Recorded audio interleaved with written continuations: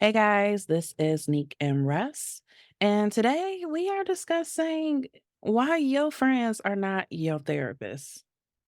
Let's just jump right into it.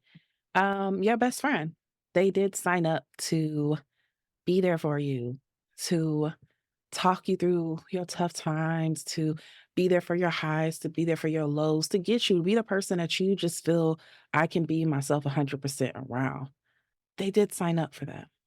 What they did Mhm. not sign up for is being your therapist, being the person that you run to and you just emotionally dump on, being your and we're saying therapist and like it's not correct because with therapists you have boundaries, there's lines. That's what's happening here. But they didn't sign up to be your living, breathing personal diary Mhm. for you to just kind of emotionally dump on them and then be like, okay, anyways, and then you get up and get to go off and do whatever. While they didn't get to share their stuff. They didn't get to go through, what's going on with them. They didn't get to even get happy news. All they got was your emotional baggage. And then you kind of just left them feeling depleted. Mhm. Yeah. So, what does this like really look like? So this is like just crossing the line a little bit too much. Instead of like old fashioned venting or just sharing a conversation, is just like going to your friend and exhausting everything off of you, putting it on them, leaving them exhausted and leaving them like high and dry with no relief in return. Yeah. I mean, and it's something we've kind of talked about before. Like, I have been both. I feel like even as a therapist, I feel like I have been both. Um, I think like, ooh, when I went through my Saturn return, it was bad. I definitely was that. I did not have enough emotional space to like be there for others. And I feel like I just kind of like, yeah, I feel like I kind of low key treated you as my therapist. You were really sweet and good about it. Yeah. And I think when you're going through that, it's hard to like recognize it. Mm. And then like I remember like kind of stepped out and feeling really bad because I feel like that happens to me a lot. One, I'm also an actual therapist. So it makes people feel very comfortable just acting that way with me, and I know I hate it, and Mhm. I know I had to put a lot of boundaries around a lot of people about it, and so I think I made it a long time without really being that person, and so then when I became that person, it was hard for me to recognize it while in there, and I felt so horrible once I recognized what I was doing. I didn't I don't think we ever talked about it afterwards, Mm. but in the moment, I do remember. And sometimes it was hard, but, I'm not good with boundaries anyway, so I'm always gonna be the friend that's just like, "Okay," but sometimes I was like, "I don't know what to do now because I get overwhelmed too. I I get, know. like, anxious about stuff, and I just want you to be okay. I want all my friends to be okay, but I'm learning that it definitely takes boundaries. After a while, I think we had to talk about it, Mhm, and we were and I had the same talk with other friends, like, "Let's ask, are you available to listen to this mhm, before we start dumping?" It's like making that a habit yeah, because yeah, because 'cause you're so close to that person, or I feel like we're each other's safe spaces, so mhm, just, like, sometimes it can get dumpy, and sometimes even when you come to me about yourself and I just start telling you about myself, I'm like, did I really give her some space to talk about what she needed to talk about?"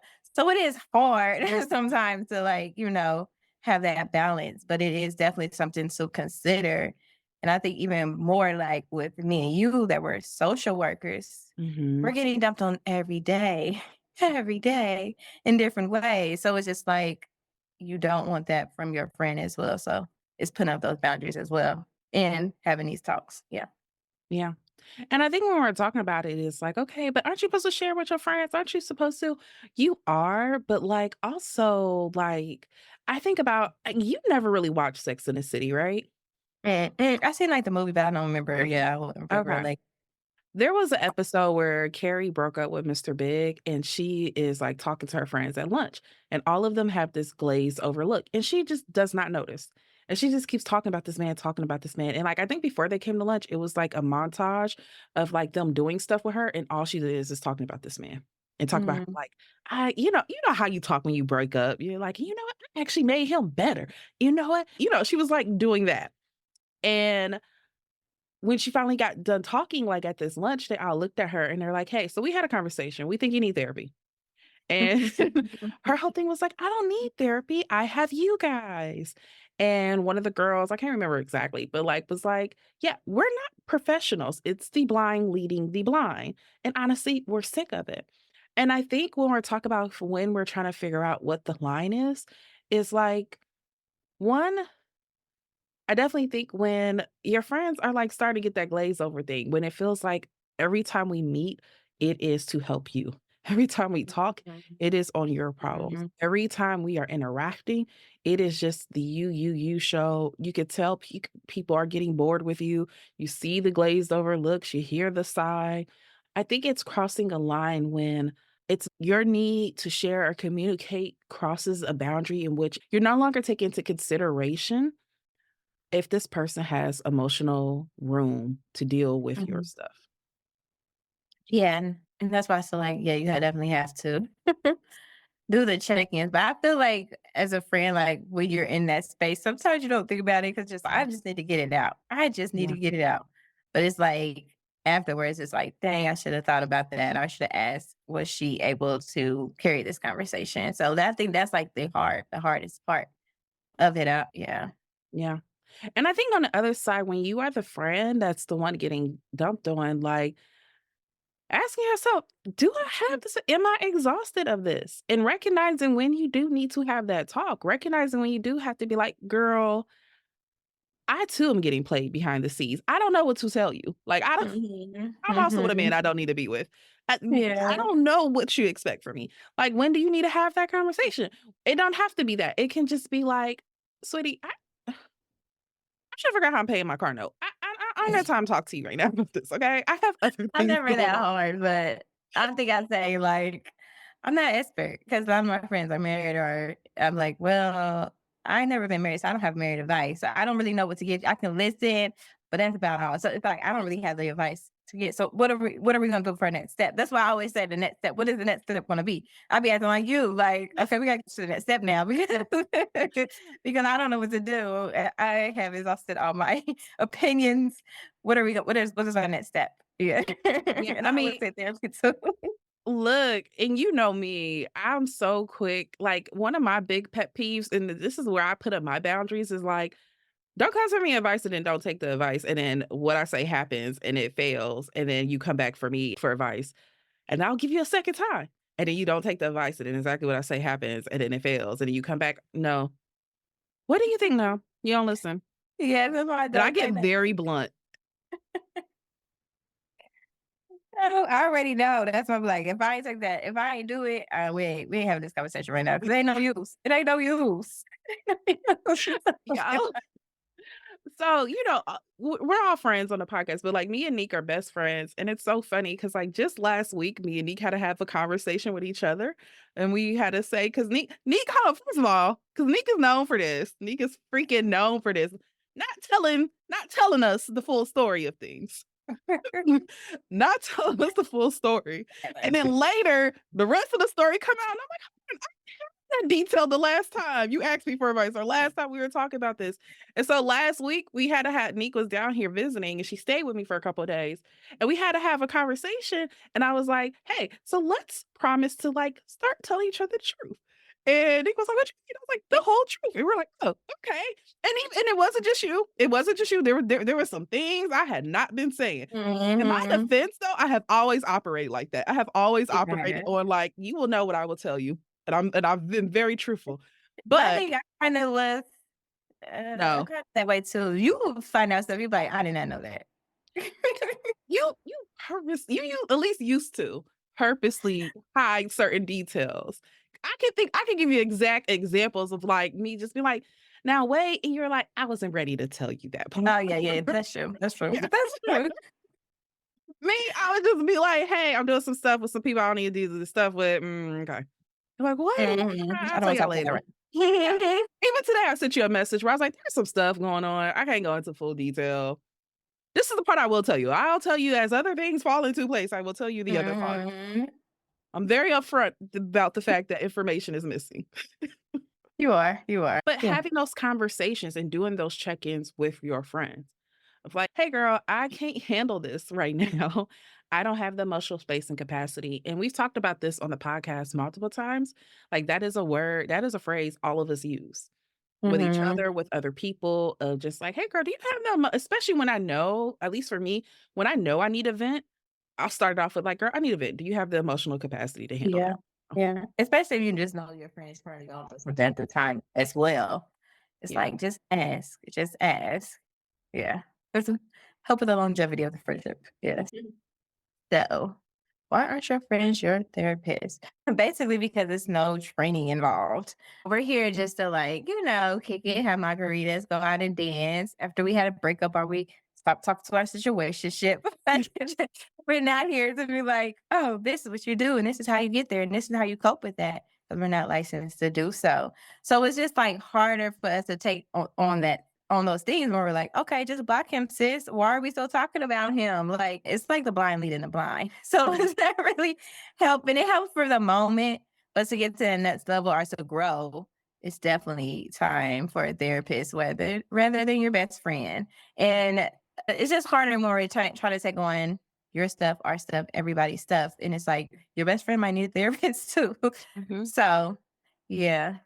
Yeah, I definitely agree with that. For most people, your best friends aren't trained professionals.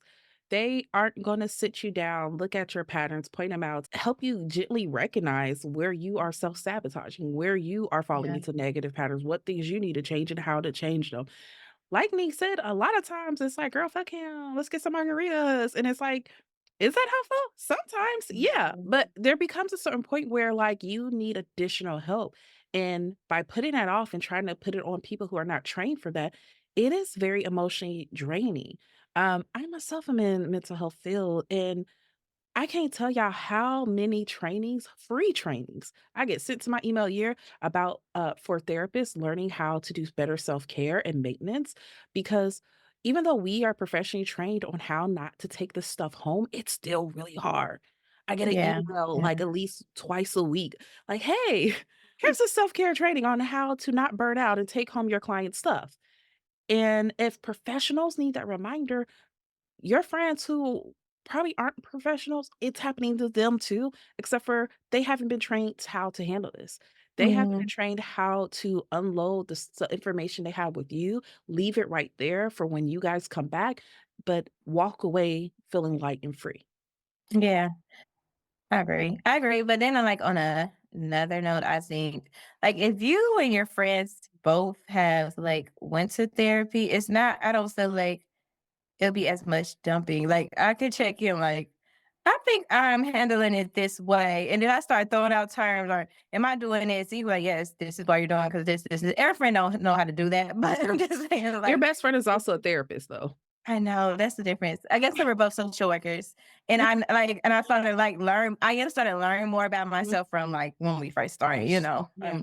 way better. So it's, like, easier for me to, like, call out different things that we can talk about, like, I like having those conversations, though, like, even in therapy, you can talk about your therapy session with your friends. I think that's okay to do, like, not, Yeah. like, dumping as much, but just, like, getting feedback on those different things, and it's more aligning when both of you guys are going to therapy or both of you guys have this professional help you can talk about things and it's not being so draining. That's what I guess I'm trying to say on another note, I guess. Yeah, Yeah. no, I definitely agree with that. I think when you guys both are. And here's the thing, I don't even think that dumping is a bad thing. I think we all have days, we have our situations where I do just need somebody to hear me out. But it's a difference when it's like, okay, every now and then I have a moment and I check to see if you have the space and you said you have the space and I do it. That's one thing. It's another thing when the entire friendship feels like I'm just your therapist. I'm your Mhm, case manager. I am, mhm. your parent. That is you're putting on additional roles that people did not sign up to have, and Yeah. that's when it gets tricky, that's when it gets real slippery. Mhm. I agree. I agree. Going back to, like, they are not trained professionals, here's the other thing, like, again, most of my homegirls, my closest homegirls are mental health professionals, and so I can't necessarily use the excuse, but what I will say, first of all, and I say this all the time, therapists are probably the most unhinged group of, like, working professionals, period. Whenever people like and it's so funny because like, I'll talk to someone, they're like, "Oh my gosh, and I'm dating her, she's amazing, she's a therapist," and then later they're like, "She?" was probably the most cuckoo for Cocoa the Puffs person. I'm like, "Yeah. Yeah, man. You said she was a therapist." There is no happy childhood to therapist pipeline. That's not how therapists are made. Like Yes. I guess I was dating a guy and he was telling me that the girl he was talking to was a therapist. And she's like, she keep talking to all these hood dudes and all and lower. He's like, are you really, you need to go to therapist too, sis? I'm like, sorry, you need to go to therapy too, but look, y'all up look, here judging everybody. Everybody is human. humans as a whole are a very unhinged bunch. We're very every time I have to do a CEU, I'm just like, yeah, yeah, we all deserve to be Yeah, some yeah. of us We might can need help some grippy y'all. socks. Some of us might need some grippy socks. Um, so I have to keep that in mind. But no, what I was where I was going with that though was that like even though most of my homegirls are like in the mental health field, you don't get like rest my credentials, blah blah blah blah therapist when you talk to me. You get rest from dating. Like that's who you're talking to. That's the personality Mhm. you get. Unless it's like a certain serious level, I don't tap into I take my therapist hat off. I'm not one of those people who are like, "I this is who I am all the time." No, I'm not. Therapy is a job for me. Social work is a job for me. Now, my own personal morals and ethic line up with them, which is why it made a good career for me because I naturally lined up with their own codes of ethics. But I am a whole person once I clock out. Mhm. I don't Mhm. my clients, I was about to say, my clients don't know I'm goofy. Some of my clients know I'm goofy. Some of my clients can definitely I think there's definitely moments we have had in session where they're like, "I bet she'd be fine with some Hennessy." Yeah. I guess some of that's just my personality. But, like, I show up as a professional and work. I don't show up professional with my homegirls. Like, I'm Mhm. goofy rest with my homegirls. Like, I am very sarcastic with my homegirls. I am like and those aren't things I take with me. I don't wear that therapist hat all the time. And so, like, unless I'm actually picking up like, "Oh, crap, this is a real moment," which has happened. I had somebody in my life that earlier this year, like, was really experiencing, a really big mental health breakdown, and we are friends, and, like, I had to spend a majority of this year kinda being in mental health mode, and I did not mind because I knew they needed it and they were getting therapy, they were getting the other things that they need. However, I also recognized that I could not tap into being goofy me all the time with them because they were experiencing certain things, and this wasn't consistent with their personality that I know of. This was Mhm. particular and that's also what I wanna stress, it's not saying you can't have moments and people can't be there for you. We're human, we're gonna have moments. It's trying to make sure this isn't the pattern of how you operate in friendships as a whole. Because again, With I all had of a them, yeah. friend yeah, I had a friend that that's how they needed me to show up, and luckily for them, I am a therapist, I am a mental health professional, and so we I did have times that they were stressed and they were calling and they were like, "Hey, I don't have my appointment until Thursday. I need someone to help me calm down. Do you mind?" And I did jump into those roles, but unless it's at that level, for the most part, that's not how I'm showing up. Mhm. But even if you Mhm. do got homegirls, like, "Well, she is a therapist, she blah, blah, blah." Think about it this way, like, if you work at Sears, do you want your friends coming up to you all the time and just being like, "Hey, straight legs, 80% kinda blend, how much?" Girl, no. Yeah. Or what's There's the a deals? Yeah. Mhm. yeah, girl, I don't know, ask me when I'm at work. Yes, Ask consider the me yes, yes, yeah. if you are, a dentist, you don't want people coming up to you in the middle of a party and be like, "Okay, is this a cavity?" and opening their mouth. Like, it's the same Mhm. thing there as well. So, yes, no Mhm. training for most of your friends, but even your friends that do have training, a lot of times, we want to take that hat off when we clock out and be able to step into a space where I'm not responsible for anybody's emotions, where no one is looking for me. I'm not responsible for guiding anyone through their emotions and their problems. I want to be carefree. It's also for Yeah. some of us, we're like, it'd be nice if someone really took a lot of care and attention towards me. It's very hard to be in a field where you're kind of have some responsibility around their emotional safety. It's very hard, especially if you get off work, you clock out, and then you still have that, you never get a break. So, Mhm. for those of you who have friends who are like therapists, psychiatrists, and all this stuff, you don't get a pass either. They also would like some off time. Yes, please. They can recommend you to their therapist friends. Look, look, Yeah. Now, so the other part with this is your friends don't have boundaries that your therapist should be having with you. When you are in therapy, there are boundaries. I have clients all the time who, like in the middle of session or after, like we're wrapping up, they're like, "Hey, I just think we will be great friends. Can we hang out?" Or like, I have had found people who, which is why I don't use my real name on anything outside of work, who have tried to find me on social media and so forth, and Mhm. things like that. And I have other clients who are really respectful about it, like, they find me and they block. They go about their life. They like, "It's okay. We don't you don't see me, I don't see you, sis," and I Yeah, appreciate that. yeah. But I have had clients like that, and I've had to have the conversations like, "Hey, no, we're not friends. I'm your therapist, and there needs to be a certain boundary between us. I can't," Mhm. especially for me, I'm a social worker. It's different for other fields, but when you're a social worker, we say a client is a client is a client forever, which means like we don't get no in a year or two. Then maybe if we run into each other, yeah, we can hang out. And 5 years from now, and 10 years from now, no. Once you're a client, you are a client for life. I am never allowed to have any other type of relationship with you other than you being my client. We can't Yeah, date, we can't be friends. I can't go to you to get my hair done. You are my client, and that's how it will remain. And because you are my client, it allows me to have certain boundaries with you. If I'm doing self-disclosure, it's only to benefit your understanding or your mhm. feeling. I'm not just telling you random facts about my life, chatting it up so you know me, I know you. Friends, yeah, mhm. Yeah. Because I'm your therapist, if we're having boundaries, because you don't know certain facts about my life, you can't do what you do with your friends. When I'm like, girl, you need to cut him off. Oh, like you cut off Tony? Yeah. You ain't cut off Tony. Talk about cutting off people. We can't, no. Mhm. Mhm. With your friends, there's certain boundaries that you just don't have. And even for those of us who have great boundaries with our friends, there's not the same type of boundaries you're having with another person who is a professional that you are working with. And Yeah. that's what makes it kind of slippery as well, because when there is, and I think this is also sometimes really great. Sometimes we'll have like people in our life tell us stuff, but we don't take it seriously because I know what your life like.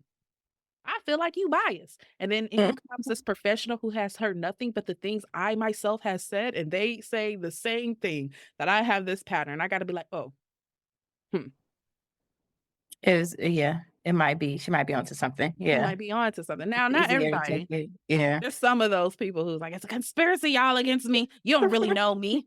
You think you know me. I only met with you 8 times." Like, Yeah, all coming up on me. Yeah, yeah, yeah. you be like, "I Mhm. ain't using your words that you told me." Anyways, that's a whole other subject.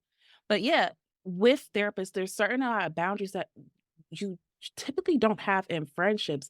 And when you don't have those in friendships, it can kind of blur the lines on the type of advice you're getting. Your friends probably do know you a lot better, depending. Your friends might know certain things because they were there for them than your therapist, but, like, also because you're my friend, I also have certain blind spots about you, and so I might not always be as direct as you really need.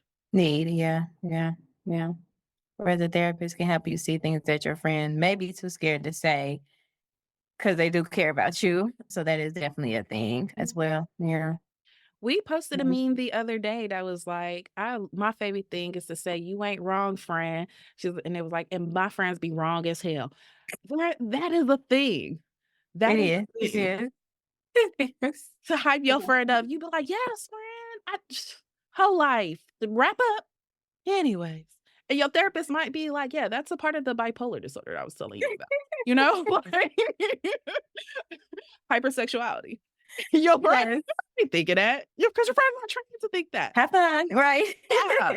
Let's talk about, after you get out your manic episode and how you usually regret Mhm. the things you do.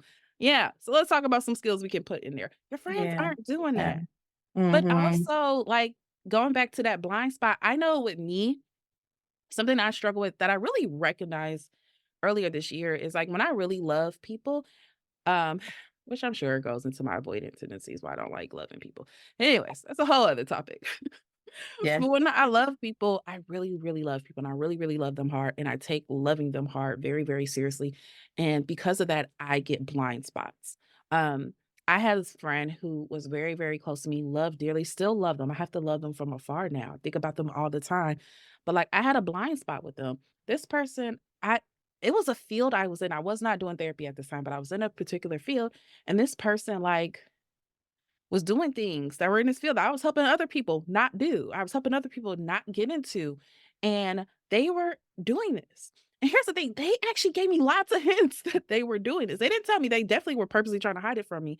But things Mhm. that I would have normally picked up if I was working with a client, I didn't pick up on them because I was just like, "Oh, this is my buddy. We're honest to each other about everything. So if she tells me the sky is purple, the sky must be purple for some Purple, reason." yeah.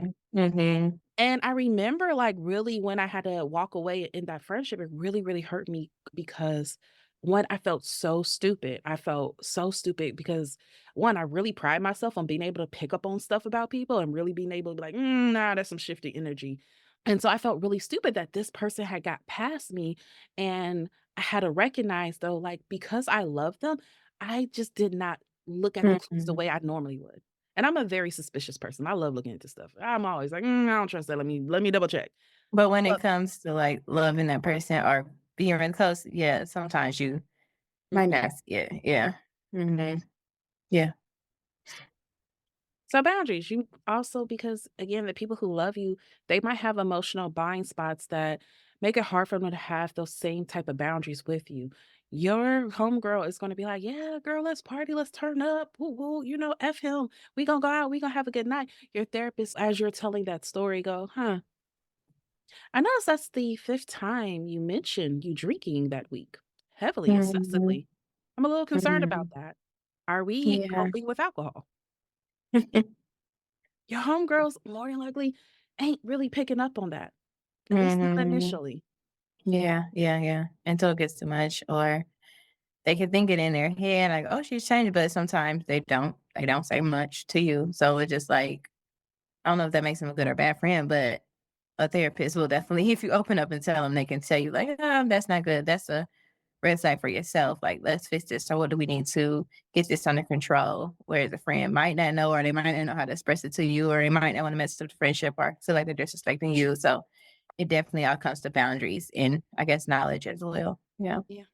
So some of the signs that your friends might give when you are crossing that line is that they might start avoiding your text message because you're emotionally might be emotionally overwhelming them, or they just like nod, and just look at you, or just look away, like, and they're not really making that eye contact, or not really having much to say, or shutting down, while you're continue to vent and overwhelm them with your problems at times. Or even sometimes resentment starts to brew because it's just like, I never get a chance to talk, or I never get a chance to talk about my good things, or I never get a chance to talk about anything I might go through because it's always about them. And even though they are sitting there and being there for you, you don't know that sometimes the resentment can build up and build up and build up, and it can just be way too much for them. So those are definitely some signs to look out for or start to notice when you are doing this to your friends.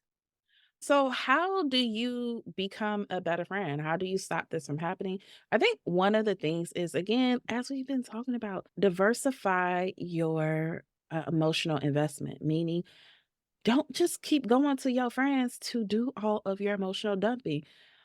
Go Mhm. to a therapist, do some journaling, do some meditation. And I really want to touch on the meditation part because I feel like every time I bring this up, I'm like, let's talk about meditation. They're like, "Oh my gosh, I don't want to meditate. I have ADHD. I can't focus for more than 5 seconds." And look, I also have ADHD and trouble with focusing. Meditation has been such a freaking lifesaver for me. I do not do it as much as I used to. I went through a period though when, like, oh my gosh, I can meditate for like 30 minutes straight. Mhm. It is such a lifesaver, especially if you're a person who struggles with feeling overwhelmed a lot Yeah. and just feeling like I feel like my nervous system is just racked up. I feel like I'm about to collapse at any moment. Meditation is so good for you. And like the thing about meditation is you don't need to start and just be like, "Oh, well, deep breath, hills and mountains that are purple and blue, and then, ooh, a butterfly. Dang, I messed up. Let me quit." No. If you a butterfly comes by, think about the butterfly. You Follow gotta the watch butterfly yourself. until the Yeah. butterfly goes out your mind and then go back to what you're doing. That's how you're going to Mhm. train your mind. If you keep trying to fight and resist it, I have found that it works against you, and then that's why you get frustrated and want to quit. When new thoughts enter, let those thoughts enter, and then just let them I pass know. by, Yeah. go back. and go back as many times as you have to. Mhm.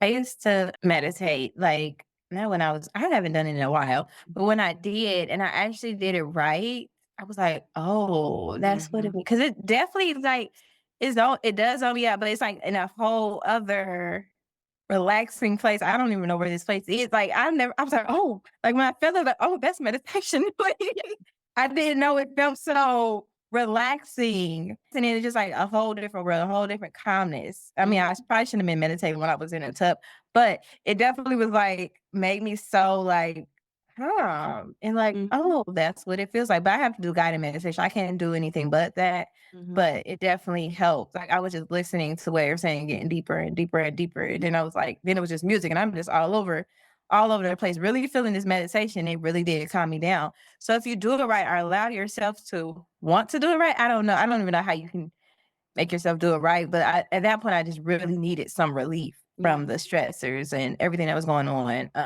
And that was earlier in the motherhood, earlier after the grief situations, losing my fiance. So I'm like, I got to figure out something. So when I finally got there, I was like, okay, this is very common. I'm gonna try to use it, but I definitely haven't used it lately, and I probably should because over the last 2 years, I'm having like a lot of anxiety, and I'm sure that would help with it. yeah. So No, yeah. definitely, definitely. It is like my go-to. I don't use it as much as I probably should. Um, but it was I got to the point where it started to feel like a high. Like I could meditate and feel my whole body vibrating. I could meditate and literally feel like I was on a high. Like it can get deep. It can get really, really deep if you allow Mhm. yourself to practice long enough. Um, so yeah, definitely diversify your emotional investments. Okay. If a meditation isn't for you, girl, sometimes go to a smash factory. That is not what I meant. Sometimes you need to Yeah. go to a rage room. Sometimes you need to scream into the void, but diversify your dumping, your emotional dumping, your emotional investments. Yes, friends. We're not Mhm. saying don't ever go to friends. That's not it at all, but your friends should not feel like their only service to you is to be your therapist and you're just emotionally dumping on them all the time. Again, we all have our moments, we all go through things. But however, when you recognize, dang, I might be stuck in this loop of me doing that, try to correct it. Don't sit there and be like, well, they let Mhm. me. It must not be that big of an issue. Sometimes because people love you, they're like, they need this and they don't know how to just tell you to stop. But Mhm. what you might see is they just disappear. And I don't blame them. They might just Yeah. stop answering your phone calls. They might just start being really randomly mean to you in random moments. Mhm. So try to do the things to be a better friend and not a therapist leech. Yeah. Another thing that you can do, like we were talking about earlier, is just asking for consent. Asking, like, do you have the mental capacity to talk about this right now? Or can I vent to you? Is it okay for do you have a listening ear right now? Is it okay for me to talk about these things with you? Because it might save your friendship in the end, instead of asking for permission. If they say no, I have a lot on my plate right now. We gotta respect that. We gotta respect that boundary. So practice respecting that boundary. And then going back to finding other outlets. Like, okay, she's not here. That's your only friend, let me journal or let me talk to somebody else about this. But just asking for that permission that started off will definitely help instead of just coming in and you don't know what they're going through. And it could definitely save a friendship. Yeah. And as Neek said earlier, like both of us have been on both sides of this. Both of us have been the therapist friend. Both of us have been the friend that have done the dumping. The way that I think I had a course correct for myself, that's what I used. Exactly what Neek went over was okay, asking for consent, asking for, hey, do you have the moment? Do you have the time to talk about this? Letting them know what they're getting into. Hey, I just need a vent real quick.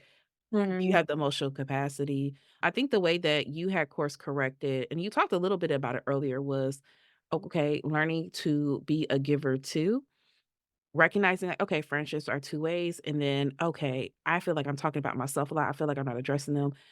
I need to now do follow up. So, girl, my bad. What's going on with you? Let's talk about you and your stuff. What's going okay, you new guy, let's talk about the new guy. Um, Putting back in what you have been taking out of the friendship. Mhm. And this is something I think is slippery. Me and my sister actually, this was actually a couple of years ago, had a conversation about this because it was like a viral video going around. and I was talking about, like it was just like, "By the way, this is not how you have communication, like, you don't someone brings up something, then you just start talking about how your thing relates to it." For example, it'd just be like, "Oh, yeah, I'm really sick. Oh my gosh, I remember when I was sick, blah, blah, blah, blah." And me and her had this conversation, and one of the things I had brought up, I was like, "Well, but I get why people do that because for a lot of people, they wanna show, 'I know what you're feeling, and let me give you Mhm. proof of what you're feeling.'" And I don't think there's anything wrong with that. It depends on who you talk to. There's some people that absolutely hate that. I don't hate that. I get what you're trying to do, but make sure you circle back to their stuff. That's the big important thing. You can wanna be like, "Hey, you're having this moment. I can relate to having this moment." But make sure that you are addressing why they came in there first. Make sure you're addressing their Mhm. feelings too. Include what they're going through, include what their story is, asking them about their life, and making sure that it's not starting to feel like a one man show every time you guys meet up. Yeah, yeah. So essentially, what we're saying is yes, your friends love you, they want you to win, but like they also need a break too. They are not Dr. Phil, they are not Ayana. Ayana fits my life. You can lean into them for, like, laughs, you can lean in for memories, you can even lean into them for supports, but when it comes to that emotional heavy lifting, make sure you're giving them some help, you're diversifying your emotional investments, and Mhm. that's not all you are using them for. And in the meantime, also maybe show a little gratitude. Send your friends a random, you know what, thank you for all the times you've been there text. Maybe, especially if you are like, "Ooh, I've been doing this for a minute." Girl, maybe even take them off to coffee or ice cream or something as a treat. You know, you about to Mhm. start Or paying someone to talk about this anyway. Give them a little treat too. or actually do fun things with them. It's just like some friends are only the venting friends, and it's just like, "I just come here to vent." But and then they see you doing fun things with everybody else. It's just like, "Can we do fun stuff too? Can we do that too?" So that's another thing too, inviting them to do these self-care things, inviting them to get a release, inviting them to yoga, getting nails done. Any fun things that you would do with anybody else, like, some friends do not wanna just be the dumping friends. That's not fair to them, it's not fair to you, and a friendship might not last. So that's another thing to do, invite them to do those fun things instead of just always dumping, and that's could be a thank you as well. And I'm Yeah. actually really glad you brought that up because that is such a valid point. Because a lot of times when we have a friend and that's what they're using them for, like that's what end up happening. Like, and it's because you now associate them with sadness. Mhm. Mhm. Or it might be like you low key know that like this isn't someone you would normally be friends with, but they're a good emotional release. So that's all you're keeping around for. And that's not That's fair. not right No either, one not at all. no one wants to see you go out here and have fun with everybody else, and then all they get is the worst sides of you. Mhm. If you Mhm. wanna be a true friend to them, yes, invite them to the fun things too. Have them be a part of your everyday normal life. Um, Again, as we talk about diversifying your investments, diversify the type of quality time that you spend with them. Yeah, yeah, to show them, yes, they're not just a dumping friend. Yeah. Yeah. So, just a reminder, friends. Friends are for brunches, not for dumping.